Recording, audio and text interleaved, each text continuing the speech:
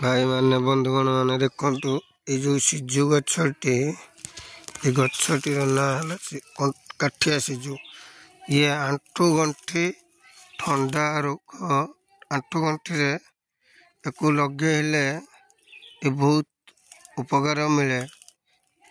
आंठू गंठी बिंधा होतले एको सोरिष तेल रे फुटे लगेले यार बहुत उपशम मिले।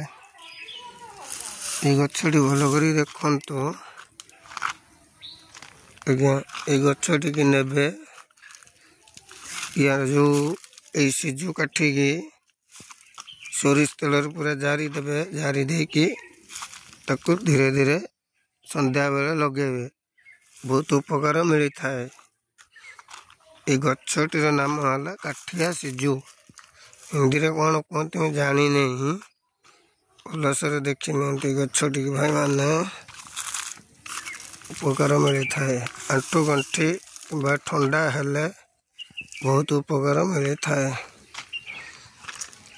आज्ञा जे जानी कमेंट करेंगे।